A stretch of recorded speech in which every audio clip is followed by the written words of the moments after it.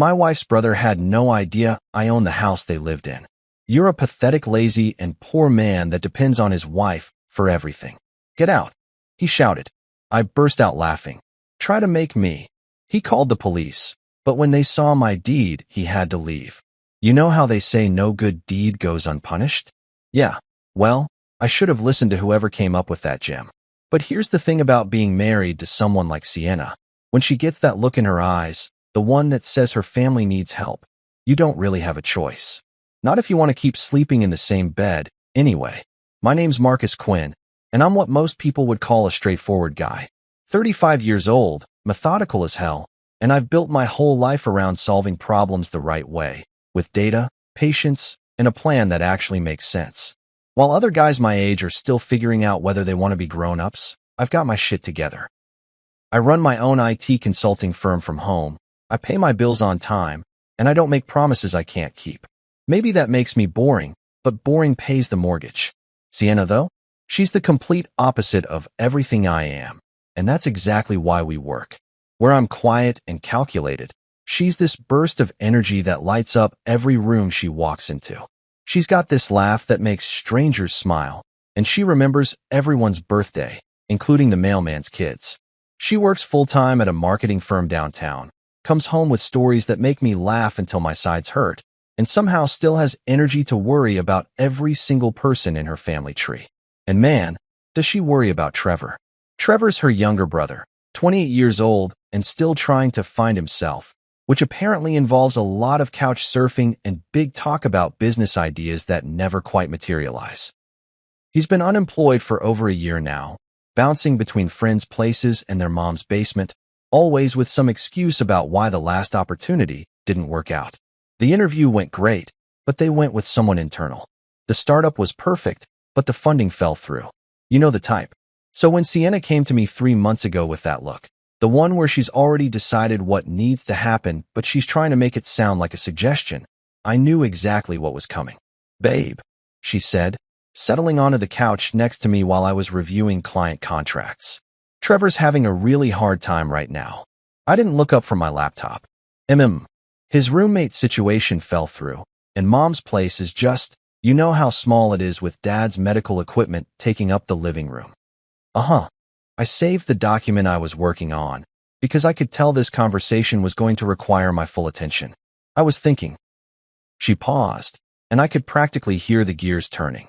We've got that guest room downstairs that's just sitting empty. And there it was. I closed the laptop and looked at her, taking in those big brown eyes that had convinced me to do stupider things than let her unemployed brother crash at our place. You want Trevor to move in. Just temporarily, she said quickly, until he gets back on his feet. He's got some interviews lined up, and there's this networking event next week that could really open doors for him. The thing is, I'd heard about Trevor's interviews and networking events before. They had a funny way of turning into more excuses and longer stretches of unemployment. But when I looked at Sienna, really looked at her, I could see how much this meant to her.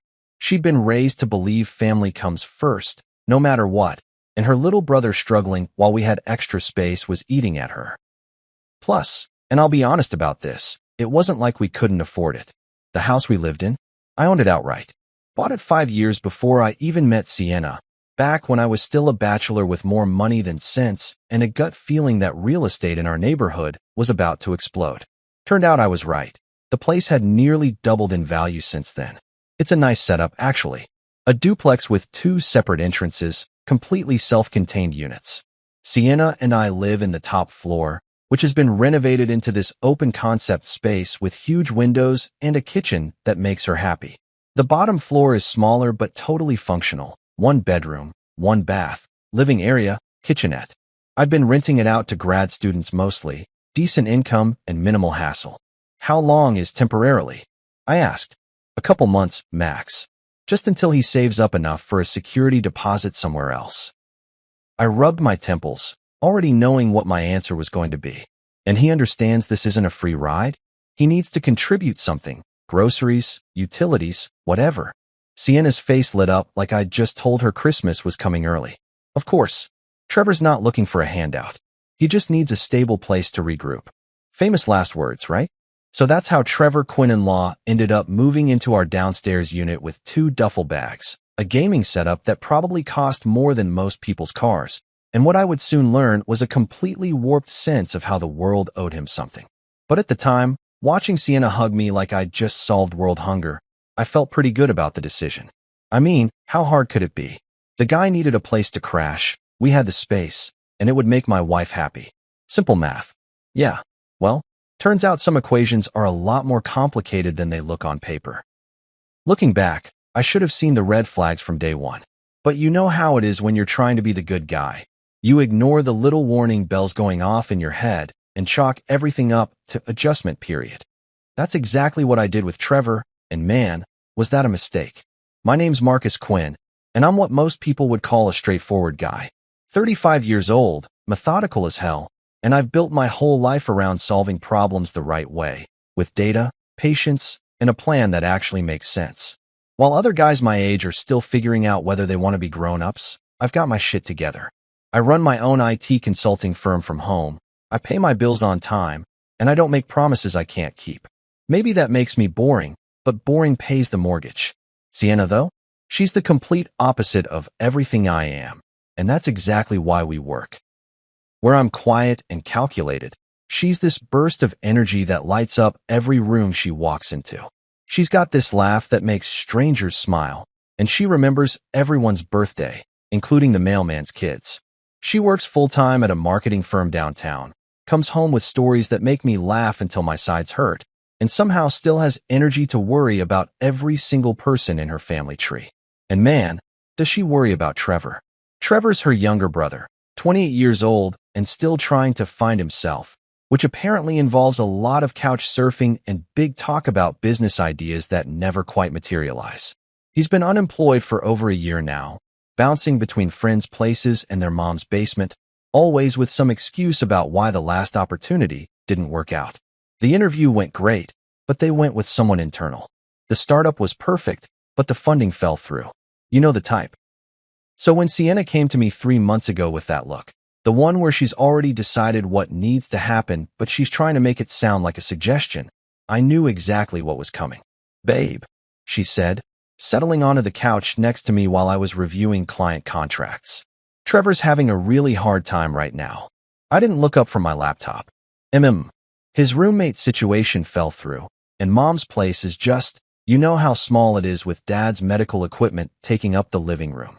I saved the document I was working on, because I could tell this conversation was going to require my full attention. I was thinking. She paused, and I could practically hear the gears turning. "We've got that guest room downstairs that's just sitting empty." And there it was.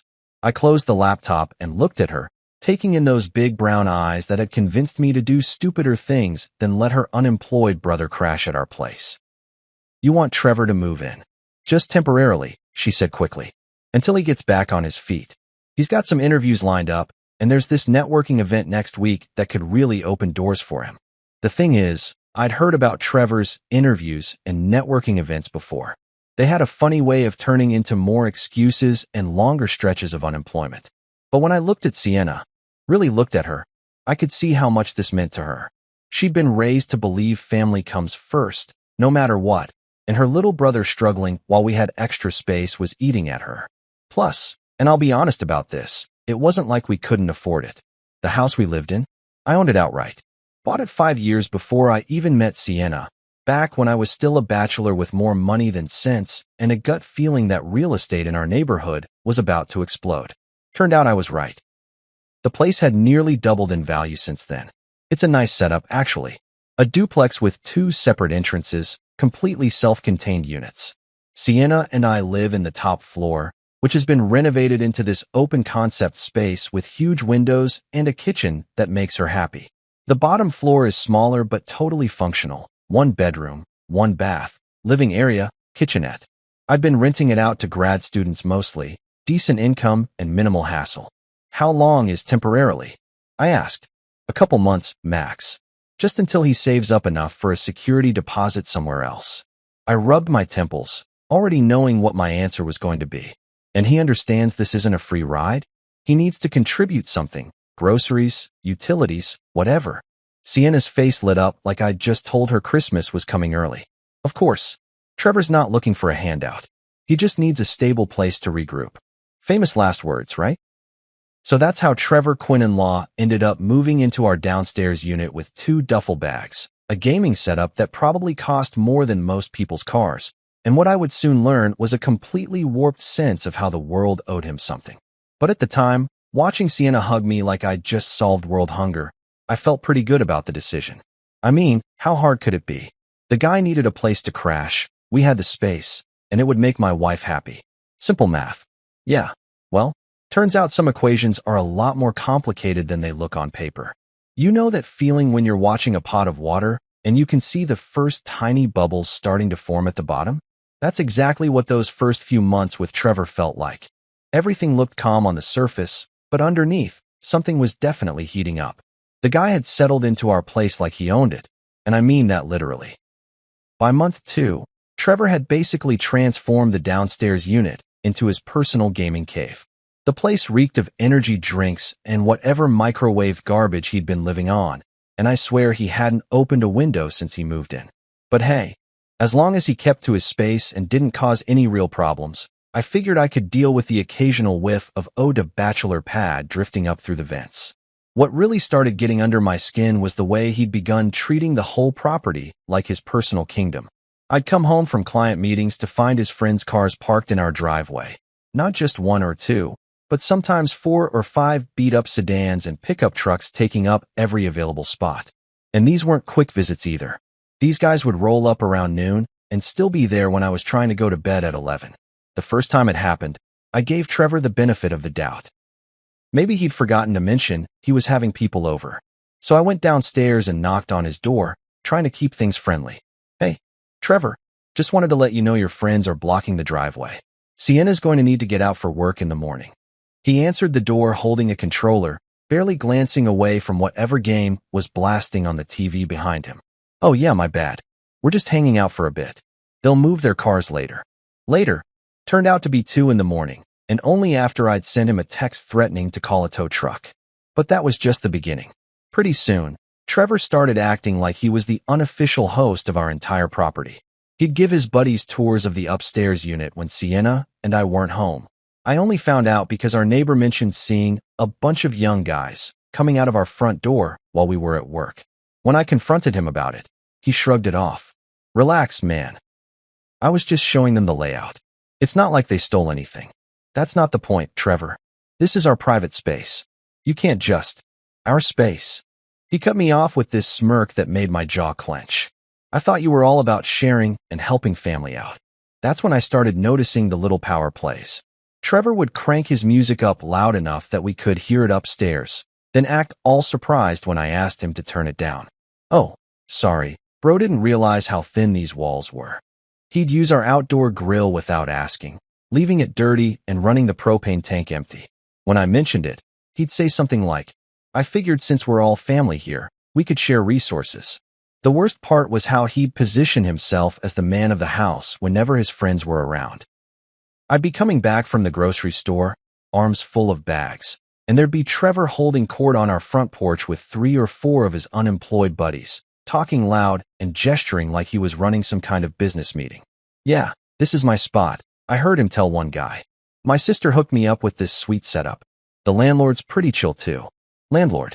Like I was some random property manager instead of the guy who owned the place and was letting him live there rent-free. I started working longer hours just to avoid dealing with him. My home office, which used to be my sanctuary, became this tense space where I'd find myself listening for footsteps on the stairs or voices in the backyard. Sienna noticed I was more irritable than usual, but every time she asked about it, I'd just say everything was fine. What was I supposed to tell her? That her brother was slowly driving me insane with his entitled attitude and complete lack of respect for boundaries? The breaking point started building around month 3, when Trevor apparently decided that having friends over during the day wasn't enough. He began throwing what he called networking events on weekday nights. These weren't professional meetups. They were basically parties disguised as business gatherings. Guys in their 20s and 30s showing up with cases of beer, talking about cryptocurrency and disrupting industries, while music thumped until midnight. I tried talking to Sienna about it, but she kept making excuses. He's trying to build connections, she'd say. Networking is important for entrepreneurs. When I pointed out that real networking usually happened at coffee shops or conference rooms, not in residential neighborhoods with noise ordinances, she'd get that defensive look in her eyes. He's making an effort, Marcus. Isn't that what we wanted? What I wanted was for her brother to show some basic respect for the fact that he was living in someone else's house. What I wanted was to come home to peace and quiet, not a college dorm atmosphere. What I wanted was for Trevor to acknowledge that this arrangement was a favor, not an entitlement. But what I got instead was Trevor treating our home like his personal clubhouse, complete with the attitude that anyone who had a problem with it just didn't understand his entrepreneurial vision. Yeah, I understood his vision all right. The question was, how long was I going to let him turn my life upside down before I did something about it? You know what's worse than someone straight up insulting you to your face? When they do it with a smile and pretend it's all just good-natured ribbing. That's exactly the game Trevor started playing around month 4. And let me tell you, the guy was a real artist when it came to passive-aggressive bullshit. It started small, like most toxic behavior does. Little comments here and there that you could almost convince yourself weren't meant to be hurtful. Almost. I was in the kitchen one morning, making coffee before a client call, when Trevor wandered upstairs in his pajamas. Yeah, he'd started treating our living space like an extension of his apartment. He grabbed a mug from our cabinet and poured himself coffee from the pot I'd just made. "Morning, Marcus," he said, stretching and yawning like he owned the place. "Must be nice having such a flexible schedule. I mean, working from home, setting your own hours, no real boss breathing down your neck." I looked up from my laptop where I was reviewing the quarterly security audit I'd been hired to conduct for a major hospital system. "It's not exactly a vacation, Trevor. I put in 60-hour weeks sometimes." He laughed.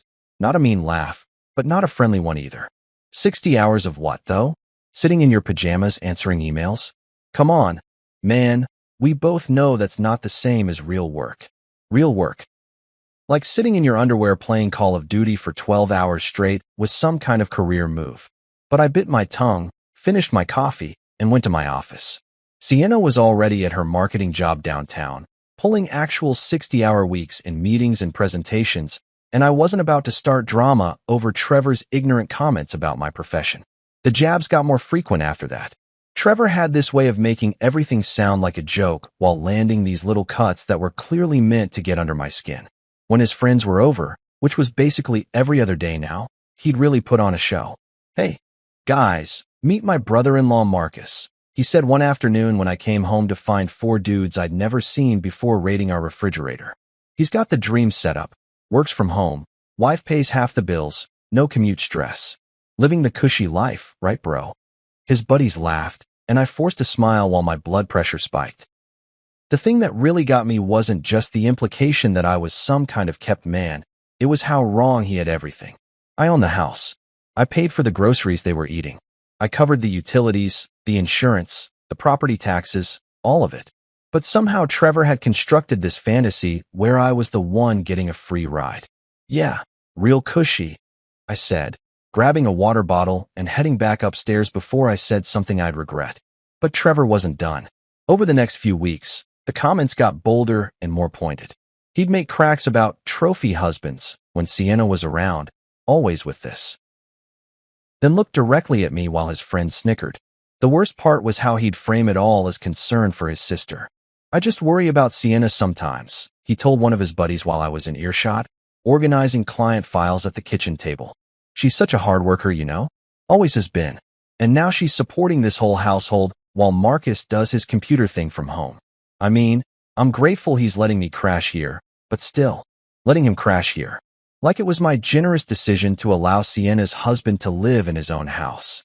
I started documenting these conversations in my head, not because I was planning anything, but because I couldn't believe what I was hearing. Here was a guy who hadn't held a job in over a year, living rent-free in my property, eating my food, using my utilities, and somehow he'd convinced himself that I was the deadbeat in this scenario.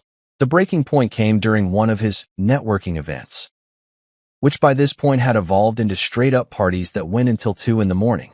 I was trying to work late on a project deadline when the music started thumping downstairs. Around 11, I went down to ask him to keep it down and found Trevor in full performer mode, surrounded by his usual crew of wannabe entrepreneurs and gaming buddies. "Oh hey everyone, here's Marcus," Trevor called out when he saw me. "The man of the house." Well, one of them anyway. He threw his arm around my shoulder like we were best friends. "Marcus here has got it all figured out. Beautiful wife with a great job, nice house, and he gets to work in his pajamas all day. Must be nice to have married up, right buddy?" His friends laughed, but I could see something in their eyes, a mix of amusement and discomfort, like they knew Trevor was pushing it, but didn't want to call him out. One guy, someone I'd never seen before, actually looked embarrassed for me. "Actually," I said, keeping my voice level, "I bought this house 5 years before I met Sienna, and I've been running my own business for 8 years now, so I'd say I'm doing all right." The room got quiet for about 3 seconds before Trevor jumped back in with his biggest, fakest smile yet. "Oh, absolutely, man. I didn't mean anything by it. You know me, just giving you a hard time. Brothers-in-law, right? We can joke around." But the damage was done. Not to me. I knew exactly who I was and what I'd accomplished. The damage was to whatever thin veneer of respect I'd been maintaining for this guy who was living in my house, eating my food, and apparently telling anyone who'd listen that I was some kind of freeloader who'd lucked into a good situation. As I walked back upstairs, I could hear Trevor trying to get the party atmosphere back on track, but something had shifted. Maybe it was the way I'd responded, calm and factual instead of defensive. Maybe it was the realization that his little jokes weren't as harmless as he pretended they were. Either way, I went to bed that night knowing things were about to change. Because respect isn't something you can joke away, and patience isn't unlimited, even mine. Some people say you can feel trouble coming like a storm front rolling in. For me, that Sunday morning felt perfectly normal right up until the moment everything went to hell in a handbasket. I'd gotten up early, around 7, to catch up on some client work before the week started. Sienna was still sleeping. She'd been putting in crazy hours at the marketing firm, working on some big campaign launch, and weekends were her only real chance to recharge. I made my coffee extra quiet, grabbed my laptop, and settled into the kitchen table where I could spread out some paperwork. That's when I heard the scraping. At first, I figured Trevor was just moving around downstairs, maybe rearranging his gaming setup again. The guy changed his furniture configuration like other people change their underwear. But this wasn't the usual bumping around. This was deliberate, purposeful noise, like someone was dragging heavy stuff across the floor. I tried to ignore it. Really, I did. But after 20 minutes of constant scraping, banging, and what sounded like furniture being shoved around, I couldn't concentrate on the network security proposal I was supposed to finish by Monday. So I saved my work, grabbed my coffee mug, and headed downstairs to see what the hell was going on. The sight that greeted me when I walked into Trevor's unit made my jaw drop. He'd moved our couch, the nice leather sectional that had come with the furnished apartment, over to the opposite wall. Our coffee table was now positioned like some kind of conference table in the center of the room, with dining chairs arranged around it like he was setting up for a board meeting. And Trevor was standing in the middle of it all, talking loudly into his phone while gesturing around the space like he was showing off his executive office. "Yeah, this place is perfect for what we're planning," he was saying into his phone, pacing back and forth while I stood there in the doorway. "It's got great natural light, plenty of space for equipment, and the location is prime for attracting the right demographic." I cleared my throat. "Trevor." He held up one finger at me, actually held up his finger to shush me in my own house, and kept talking. "The current situation is just temporary, you know? I'm working on transitioning this into a proper business space. My sister's husband is pretty chill about letting me make changes." My sister's husband. Not Marcus. Not the homeowner. Just some guy who was pretty chill about his property being rearranged without permission. "And honestly," Trevor continued, his voice getting louder and more animated, "this place will be mine eventually anyway. Sienna just needs to realize she's married to a leech who can't provide for her the way she deserves. Once she figures that out, this whole setup becomes a lot simpler, if you know what I mean." That's when something inside me just snapped. I mean, I'd put up with months of disrespect, passive-aggressive comments, unauthorized parties, and having my home treated like a frat house. I'd bitten my tongue when he made jokes about my work, when he acted like he was doing me a favor by living there, when he talked about me like I was some kind of deadbeat husband. But hearing him plan out loud how he was going to take over my property after my marriage fell apart, that was the line. Trevor, I said, loud enough that he couldn't ignore me this time. He turned around with this annoyed expression, like I was interrupting something important. Dude, can you give me like 5 minutes? I'm in the middle of a business call. Business call, I repeated, looking around at the rearranged furniture. Is that what you call planning to steal someone's house? His face went red. What are you talking about, man? I heard what you said. I stepped into the room, and I'll be honest, I was madder than I'd been in years. About this place being yours eventually. About Sienna needing to realize she married a leech. Did I get that right? Trevor ended his call and shoved his phone in his pocket, but instead of backing down or apologizing, he puffed up his chest like he was ready for a fight. Look, Marcus, I don't know what you think you heard, but I know exactly what I heard. I stayed calm, which seemed to piss him off even more. And I know what I'm looking at. You've moved my furniture around, you're talking about turning my property into your business space, and you're planning for a future where you somehow end up with my house. Your house. Trevor laughed, but it wasn't a funny laugh. It was the kind of laugh that comes right before someone says something really stupid. Dude, get real. This is Sienna's house too, and she's the one actually contributing to this household. You're just some freeloading computer nerd who got lucky enough to marry above his league. And there it was. Months of barely contained hostility, all spilling out at once. You think I'm freeloading? I asked, genuinely curious to hear his logic. I know you are. Trevor was practically shouting now. You sit around in your pajamas all day, playing on your computer while your wife goes to a real job and pays real bills. You're a pathetic, lazy, broke man who depends on his wife for everything. He stepped closer to me, his face flushed and his fists clenched like he was thinking about taking a swing. And you know what? Sienna's starting to see it too.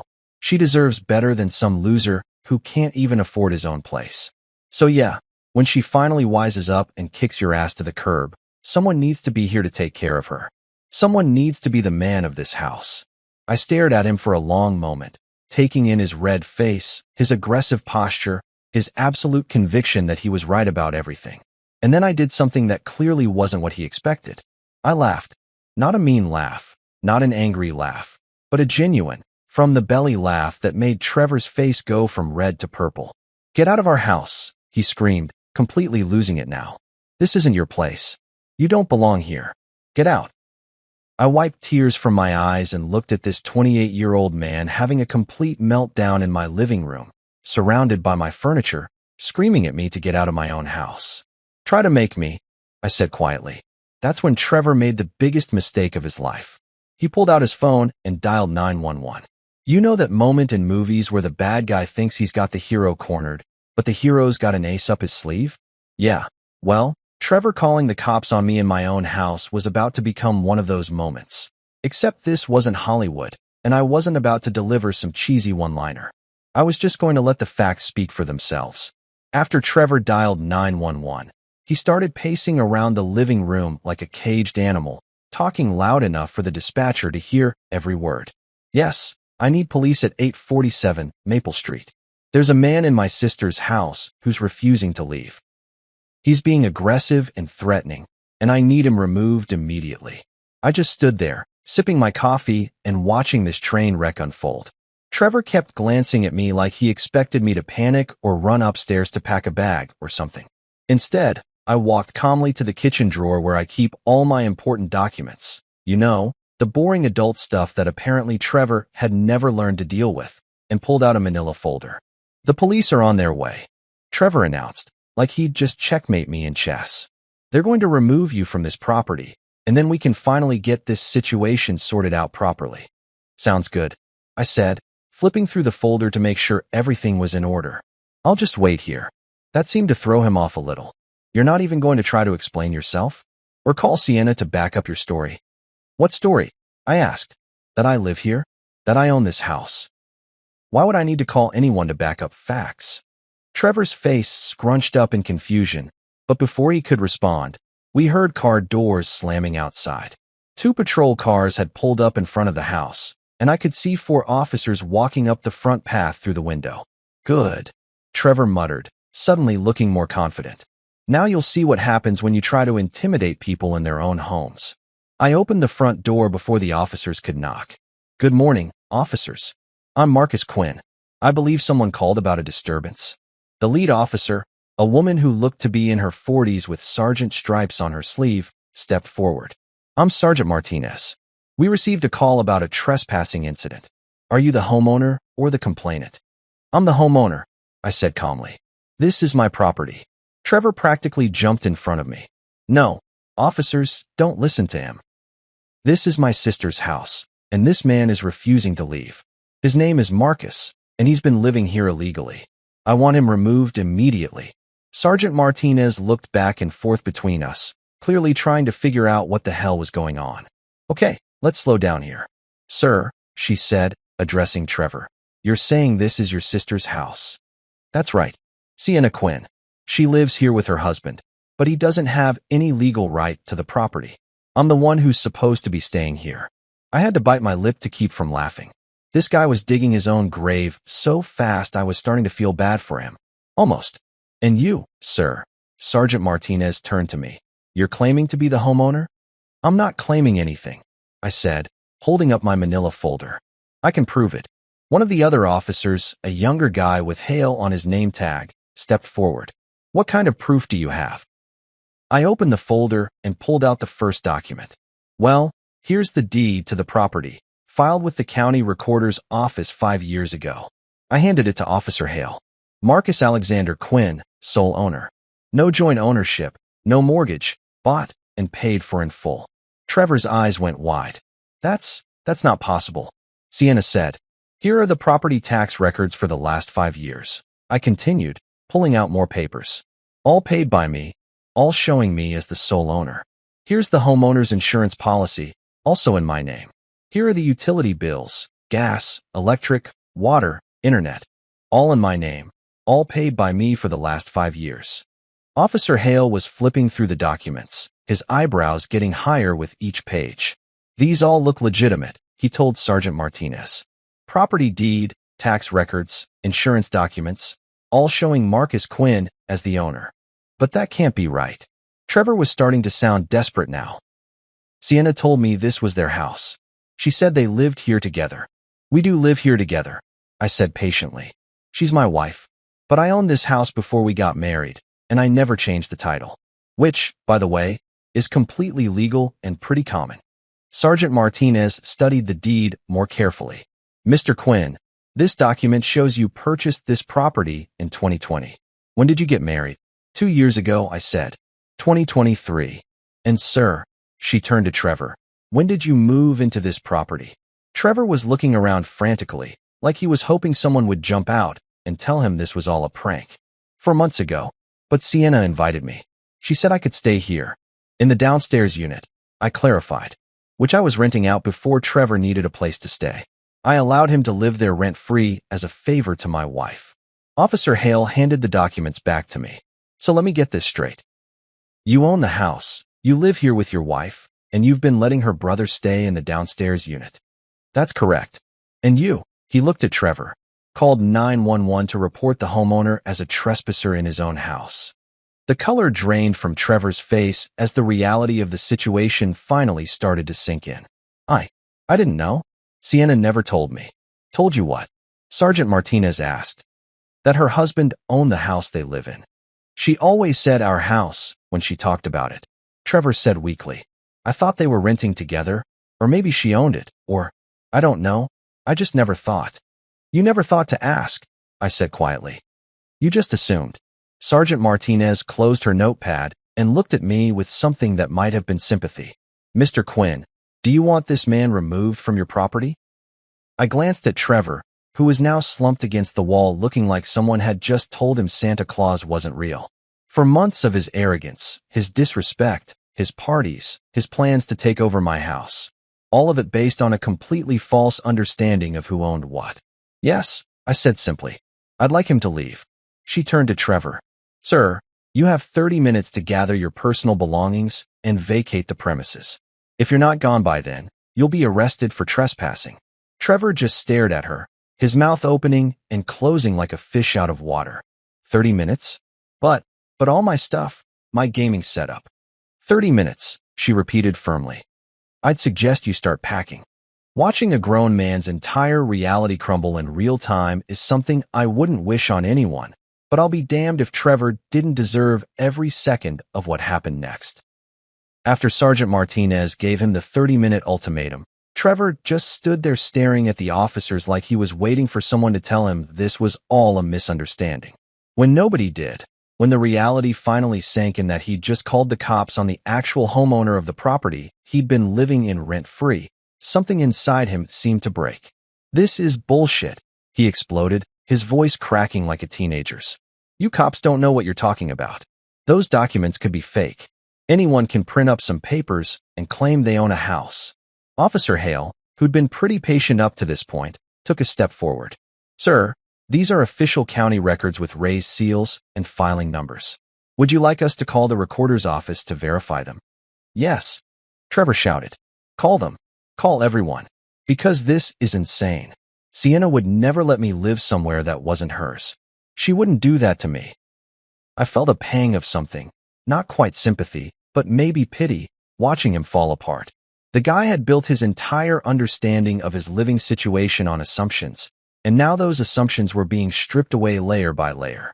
"Trevor," I said quietly, "Sienna didn't lie to you. She calls it our house because we're married and we live here together. That doesn't mean she owns it." "But she pays bills," he said desperately. "She told me she pays bills. She pays for groceries sometimes. She'll grab dinner on her way home. She bought the shower curtain in our bathroom last month. Yeah, she contributes to our household." I shrugged. That's what married couples do. Sergeant Martinez was checking her watch. "Sir, you now have 27 minutes to gather your belongings." I suggest. "No," Trevor cut her off. "I'm not going anywhere. You can't just throw someone out on the street with no notice. There are tenant rights. There are laws." That's when Officer Hale pulled out his own notepad. "Actually, sir, since you haven't been paying rent and you don't have a lease agreement, you're considered a guest in Mr. Quinn's home. And guests can be asked to leave at any time." Trevor's face went through about 6 different shades of red and purple. "Guest? Guest? I've been living here for 4 months. I have mail delivered here. I changed my address with the DMV. None of that establishes tenancy without a rental agreement," Sergeant Martinez explained. "If you'd like to dispute this, you can contact a lawyer, but right now you need to leave the property." That's when Trevor completely lost it. "This is fucking ridiculous," he screamed, loud enough that I saw our neighbor Mrs. Patterson peek out her front window. "I'm not some random stranger. I'm family.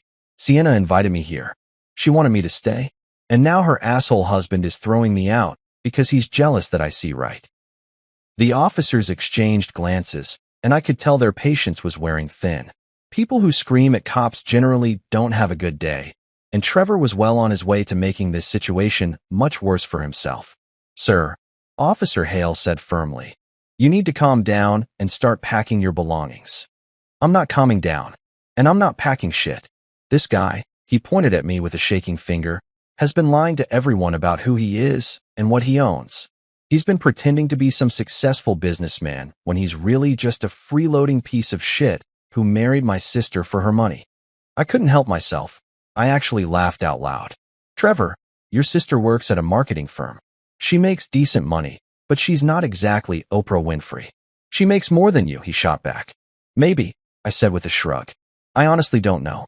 We don't really compare paychecks. But I bought this house with money I made before I ever met her, so I'm not sure what your point is." Trevor's face was doing this twitching thing, like his brain was trying to process information that didn't fit with his worldview. "You're lying. You have to be lying. Because if you're not lying, that means you've been wrong about pretty much everything." I finished for him. "That means Sienna lied to me," he whispered. "No, Trevor. That means you made assumptions and never bothered to ask questions." Sergeant Martinez checked her watch again. 22 minutes, sir." And that's when Trevor really went off the deep end. He started ranting about how this was all a conspiracy, how I'd probably forged the documents, how Sienna was being manipulated and controlled, how the cops were taking my side because I looked the part of a homeowner better than he did.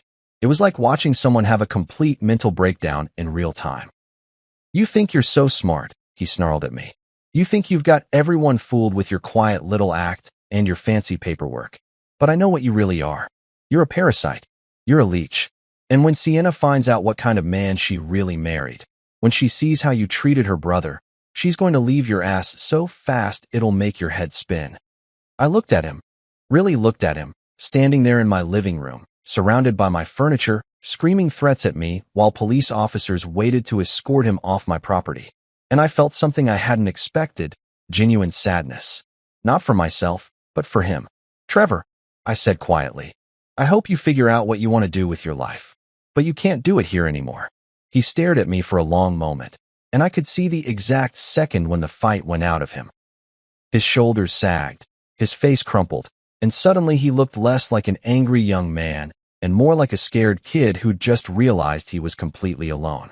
18 minutes, Sergeant Martinez said gently. Trevor nodded and headed toward the stairs that led down to his unit, moving like he'd aged 10 years in the last hour. The reality had finally hit him. He was about to be homeless, and it was nobody's fault but his own. The sound of Sienna's car pulling into the driveway 20 minutes later was like a starter's pistol going off. I was standing in the kitchen, watching through the window as Trevor loaded the last of his gaming equipment into his buddy's pickup truck when I heard her Honda Civic's engine shut off. She'd been at her friend Jessica's place for a girls' brunch, one of those monthly traditions where they caught up on life over mimosas and complained about their jobs. I'd texted her a simple message. Had to ask Trevor to leave. We'll explain when you get home. Nothing dramatic, nothing accusatory, just the facts. But judging by the way she slammed her car door and marched up the front walkway, I could tell she'd been stewing about it the entire drive home. Marcus, she called out before she even made it through the front door. What the hell happened? Trevor just called me crying, saying you had him arrested. I took a deep breath. This was the conversation I'd been dreading for 4 months. He wasn't arrested. I asked him to leave, and when he refused, he called the police on me. In my own house. Sienna stopped in the middle of the living room, her purse still slung over her shoulder, staring at me like I'd just told her I'd burned down an orphanage. You called the cops on my brother? No, honey. He called the cops on me. He told them I was trespassing in his sister's house and demanded they remove me from the property. Her face went through several expressions at once. Confusion, disbelief, anger. That doesn't make any sense. Why would he do that? So I told her. Everything. The months of disrespect, the passive-aggressive comments about my work, the unauthorized parties, the way he'd started treating our home like his personal kingdom. I told her about finding him rearranging our furniture that morning, about overhearing his phone call where he talked about the house eventually being his after she realized she'd married a leech. With each detail, I watched Sienna's face change. The anger slowly drained away, replaced by something that looked like horror mixed with embarrassment. He said, "What about you being a leech?" she whispered. Among other things. He seemed to think I was some kind of freeloader who'd married you for financial support. He had no idea I owned this house. Sienna sank onto the couch, her hands covering her face. Oh my God, Marcus. I never told him you own the house. I always called it ours because we live here together. I never thought about how that might sound to someone else. I know. And I never made a big deal about the legal ownership because it didn't matter to us. But it mattered to Trevor, apparently. She looked up at me with tears in her eyes. You embarrassed my brother. You had him thrown out by the police in front of the neighbors. Couldn't you have just talked to me first? And there it was, the reaction I'd been expecting but hoping wouldn't come.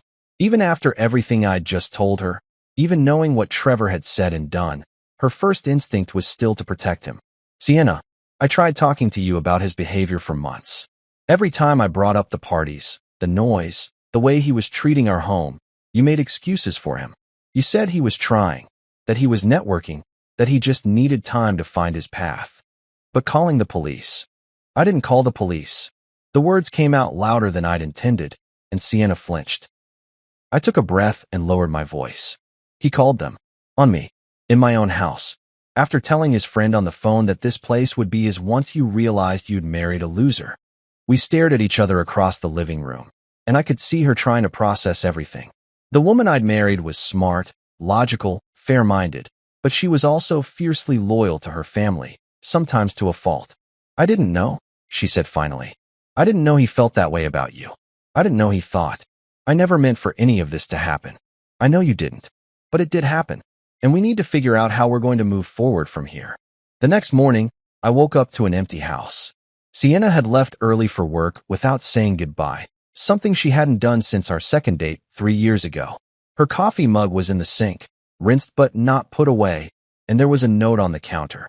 Need time to think. We'll talk tonight. I stared at that note for a solid 5 minutes, trying to figure out if I was supposed to feel guilty or vindicated. Mostly, I just felt tired. After my first cup of coffee, I decided to survey the damage downstairs. Trevor had cleared out fast, but he'd left behind more than just dust bunnies and empty energy drink cans. My home office, which shared a wall with his gaming setup, looked like a tornado had hit it. Papers were scattered across the floor, client contracts, tax documents, stuff I'd spent years organizing. My second monitor, a nice 27-inch display I'd bought specifically for spreadsheet work, had a spider web crack running right down the middle. The Ethernet cable that ran along the baseboards had been yanked out of the wall, leaving a gaping hole in the drywall. But the real kicker was my filing cabinet. The locked drawer where I kept backup drives and sensitive client data had been pried open, and everything inside was gone. Not just missing, gone. Trevor had taken my backup drives when he left. I called the non-emergency police line and filed a report. Officer Hale, the same guy from yesterday, came out to take photos and document everything. Looks like he was pretty pissed off, he said, surveying the wreckage. You want to press charges for the property damage? Yeah, I said. I think I do. What about the missing data drives? Definitely pressing charges for those. They contain confidential client information. That's not just theft. It's potentially a data breach that could destroy my business. The paperwork took 2 hours. By the time Officer Hale left, I had case numbers for vandalism, theft, and destruction of property. I also had a migraine and the growing realization that Trevor's tantrum was going to cost me thousands of dollars in repairs and replacement equipment. I spent the rest of the day calling clients to explain that there might be a security issue with their data. Most were understanding, but 2 of them immediately terminated their contracts. Can't say I blamed them. If someone told me my accountant's files had been stolen by an angry relative, I'd probably find a new accountant too. Sienna came home around 7 with Chinese takeout and red eyes that suggested she'd been crying at some point during the day. We ate in silence for the first 10 minutes, both of us picking at our food like we were defusing bombs instead of eating lo mein. I called my mom, she said finally. Told her what happened. How'd that go? She said, Trevor's been telling everyone you were unemployed and living off me. Sienna's voice was flat, emotionless. Apparently, that's been his story for months. The whole family thinks I'm supporting a deadbeat husband. I set down my chopsticks. And now I have to call everyone back and explain that my brother is a liar who vandalized my husband's office and stole his work files. She looked up at me with tears in her eyes. I'm so sorry, Marcus. I enabled this. I made excuses for him when I should have listened to you. We both made mistakes, I said. I should have been clearer about boundaries from the beginning. No, she shook her head firmly. You were being generous to my family, and I let my brother take advantage of that generosity. This is on me. That night, Sienna started looking up therapists online. I need to figure out why I keep making excuses for people who don't deserve them, she said. It was a start. 6 months later, I'm sitting in the same kitchen where this whole mess started, watching the steam rise from my coffee mug and thinking about how much can change when you finally stop letting other people write the story of your life. The small claims court ruled in my favor back in October. Trevor owed me $3,200 for the damaged equipment and stolen data drives. Not that I've seen a dime of it.